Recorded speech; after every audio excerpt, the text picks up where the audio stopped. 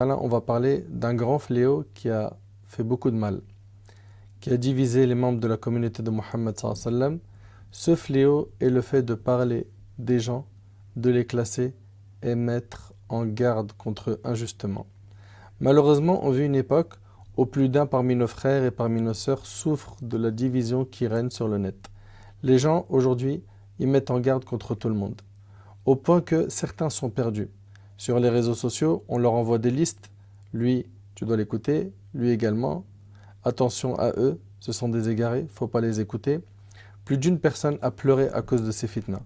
Plus d'une personne s'est retrouvée perdue à cause de tout cela, à cause de ce terrorisme psychologique. Et je pèse mes mots. Et ce qui fait encore plus mal au cœur, c'est que certains ont même abandonné l'islam à cause de cette da'wa néfaste.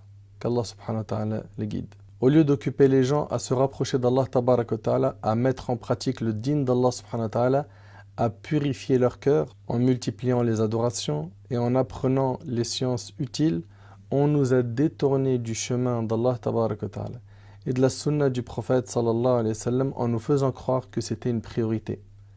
Si je vous parle de cela aujourd'hui, c'est pour que vous ne soyez pas étonnés de voir ce fléau et surtout qu'il se banalise à vos yeux. Les victimes de ce fléau, tu les vois pendant une année complète, voire plus. Ils sont en train de parler sur les gens. Ils posent la même question à ceux qui appellent Allah subhanahu wa ta'ala concernant un parmi les savants ou un parmi les prédicateurs. Et suite à sa question, il va s'allier ou se désavouer de celui qui lui a répondu. Si le cheikh lui répond ce qu'il voulait entendre, tu le vois dire « Mashallah, c'est un bon cheikh ». Mais si le cheikh ne lui répond pas comme il le voulait, alors qu'il a répondu en cherchant la satisfaction d'Allah tabarak wa ta'ala, tu vois le jeune quitter son assemblée en le traitant d'égaré et en mettant en garde contre lui. Ces jeunes se sont perdus, hélas. Aujourd'hui, ils profitent des cours d'un frère qui fait da'wa. Demain, une personne lui dit 2-3 mots. Il envoie juste un lien, une image avec une liste à écouter et une liste qu'il ne faut pas écouter. Et tout de suite, ça y est, il prend ça pour argent comptant. Et ça, c'est quelque chose qui m'a toujours étonné. C'est-à-dire que tu as profité des cours de tel imam, de tel cheikh, de tel prêcheur. Tu n'as entendu que Qala Allah, Qala Rasulullah sallallahu alayhi wa sallam. Tu as entendu les paroles des compagnons, nos ancêtres, rahimahumullah wa radiyallahu ta'ala anhum. Et puis d'un seul coup, le premier venu qui t'envoie, faut pas écouter, tout de suite tu prends ça pour argent comptant. Comment se fait-il que tu n'as pas le réflexe d'abord de vérifier le contenu de cette mise en garde? De qui elle vient? Quel est son contenu? Est-ce que ce qui est cité dans cette mise en garde fait sortir la personne de Ahl Sunnah wal Jama'a? Ou est-ce qu'on a mis en garde contre lui pour des raisons qui ne sont pas fondées? Et donc à ce moment-là, ton devoir à toi, c'est pas de propager cette mise en garde, mais plutôt de prendre la défense de ton frère qui appelle en Allah. Tu vois nos frères et nos sœurs aujourd'hui qui sont en train d'étudier chez tel imam, tel prêcheur, tel professeur, tel savant. Et puis d'un seul coup, comme je vous le dis, une mise en garde, il ne vérifie même pas son contenu, il prend ça pour argent comptant et il oublie tout le bien que son professeur lui a apporté.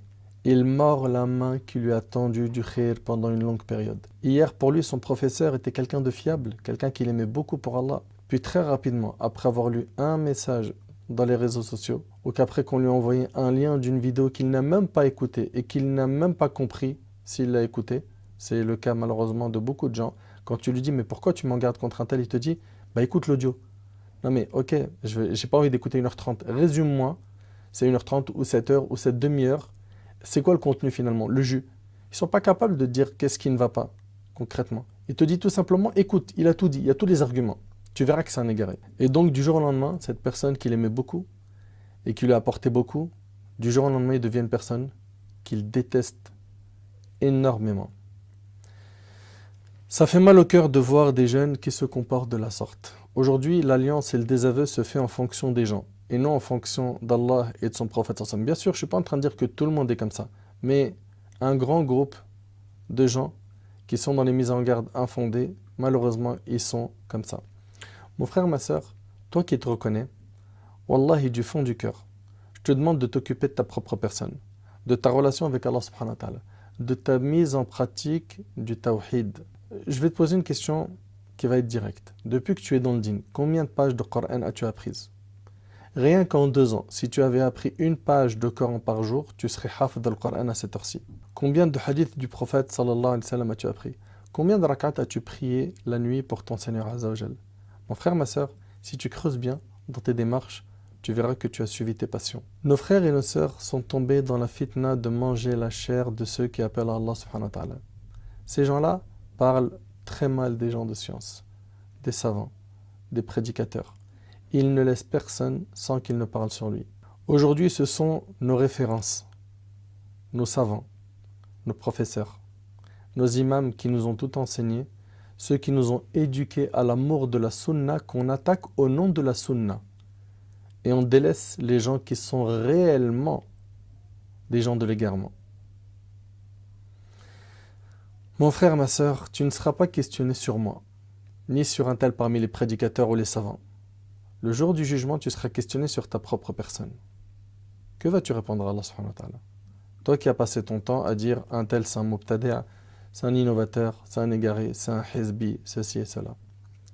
L'imam Ahmad rahimahullah a été questionné un jour en ces termes: ô imam, un tel nous enseigne et ne met pas en pratique ce qu'il nous enseigne. L'imam Ahmad a dit: sache que tu seras questionné sur sa science et non sur sa pratique. Personne ne portera le fardeau d'autrui. Chez ces gens-là, malheureusement, la plupart des gens sont innovateurs. Ils sont égarés. Ce qui est triste, c'est que ceux qui appellent Allah subhanahu wa ta'ala n'ont pas le droit au dialogue et au débat avec eux. Ils ne parlent pas avec eux. Ils préfèrent faire des audios de mise en garde sur eux. Derrière les écrans, un grand nombre d'entre eux se sont inventés un courage. Et pour info, juste pour que vous le sachiez, ces gens-là sont pas nombreux. Walillahi alhamd. Ils sont pas nombreux, mais leur bruit est toujours présent. D'où le fait que cette vidéo a apparu aujourd'hui. Ces gens-là se réclament de la science et des savants, alors qu'ils n'ont rien à voir avec eux. Ils font le contraire de ce que les savants préconisent. Ils n'ont rien à voir avec la méthodologie de recherche scientifique. Ils ne connaissent pas l'honnêteté intellectuelle, la justice, l'équité. Ils choisissent les savants qui leur conviennent et rabâchent tout le temps les mêmes noms.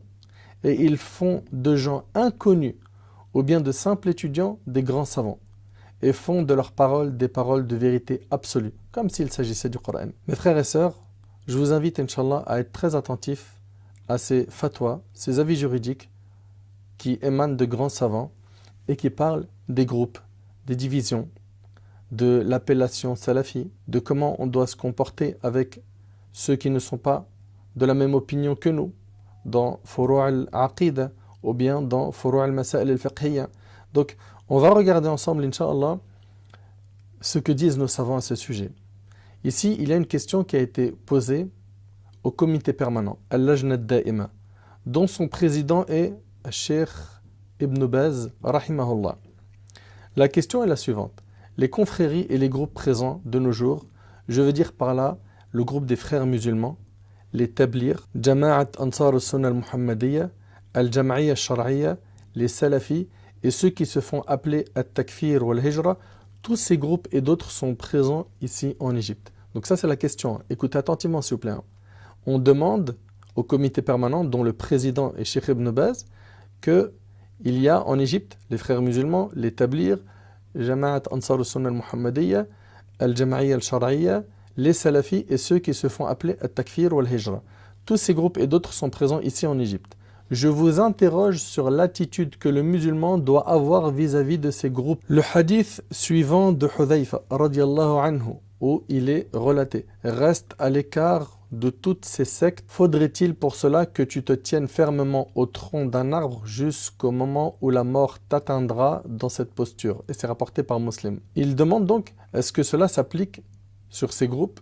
La réponse. Écoutez attentivement s'il vous plaît. Allah yabarik fikum. Vous avez entendu le nom des groupes qui ont été cités dans la question? Je ne vais pas les répéter. La réponse est la suivante. Il y a dans tous ces groupes de la vérité et du faux, des erreurs et des exactitudes. Certains sont plus proches de la vérité et de la justesse que d'autres. Et ils apportent de même plus de bien et leurs avantages sont plus étendus que d'autres. Maintenant, comment on doit se comporter avec ces groupes? Je lis donc la suite de la fatwa. Vous devez coopérer avec chacun de ces groupes à hauteur de ce qu'ils ont comme vérité. Allahu Akbar. Vous devez coopérer avec chacun de ces groupes à hauteur de ce qu'ils ont comme vérité et de les conseiller lorsque vous constatez des erreurs. Enfin, délaissez ce qui vous paraît douteux au profit de ce qui ne l'est pas, qu'Allah nous accorde la réussite et que la prière et la paix d'Allah soient sur notre prophète Muhammad, sa famille et ses compagnons. Il s'agit de la fatwa numéro 6280.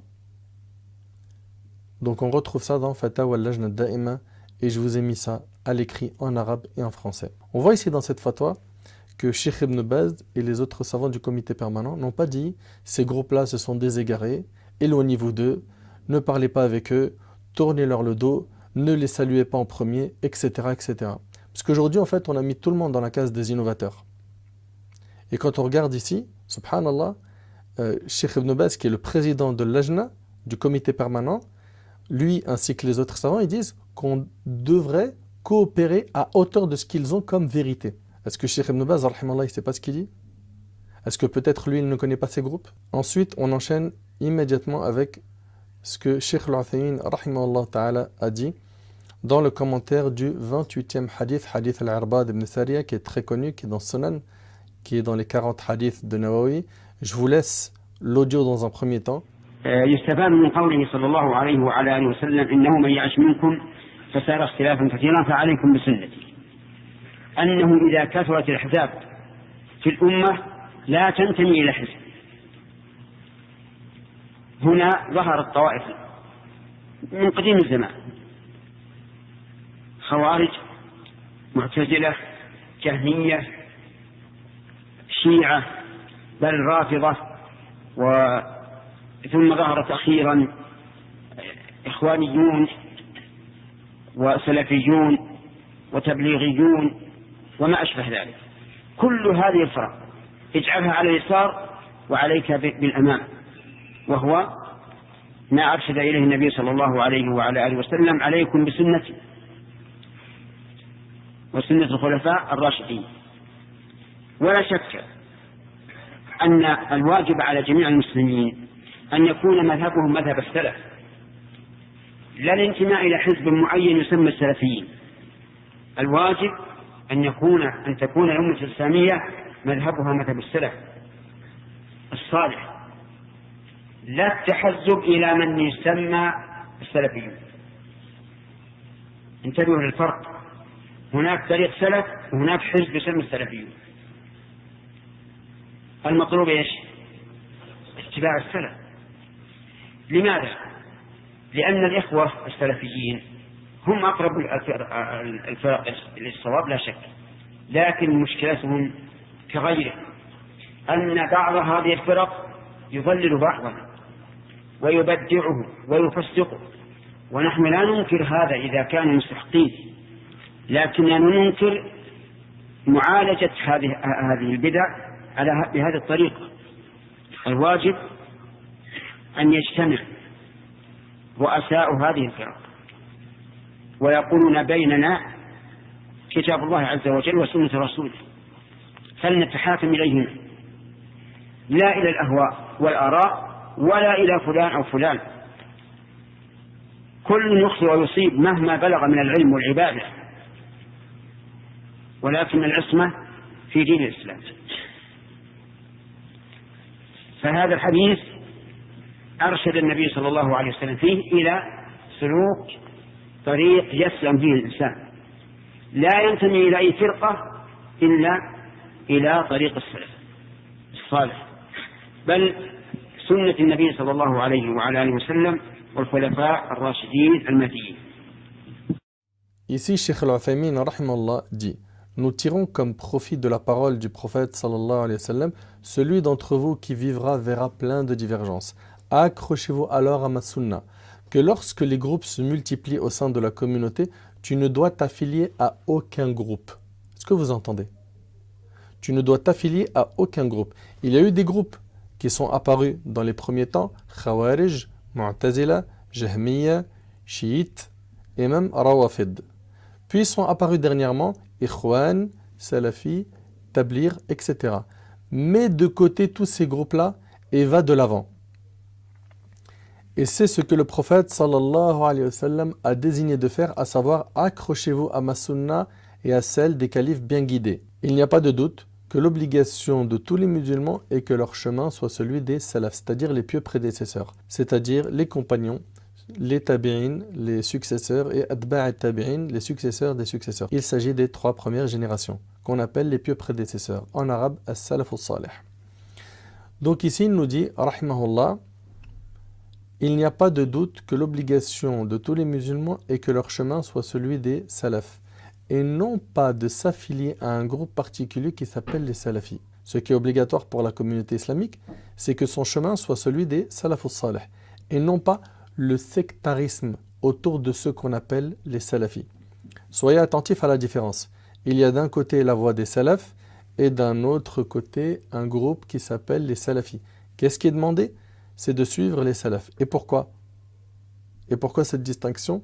Car parmi ces groupes, les frères salafis sont sans aucun doute les plus proches de la vérité, mais leur problème est le même, ils considèrent les autres comme des égarés, des innovateurs et des pervers. Et nous ne blâmons pas cela lorsqu'ils le méritent vraiment, mais ce que nous déplorons, c'est de corriger ces innovations de cette manière-là. Ce qu'il faut, c'est que les dirigeants de tous ces groupes se réunissent et se disent: nous avons entre nous le livre d'Allah Azza wa Jal et la sunna de son messager sallallahu alayhi wa sallam. Alors prenons-les en tant que juges entre nous, et non pas les passions ou les avis d'un tel et un tel. Tout le monde peut avoir raison ou bien avoir tort, quel que soit le niveau de science et d'adoration qu'il peut atteindre, mais l'infaillibilité est dans la religion islamique.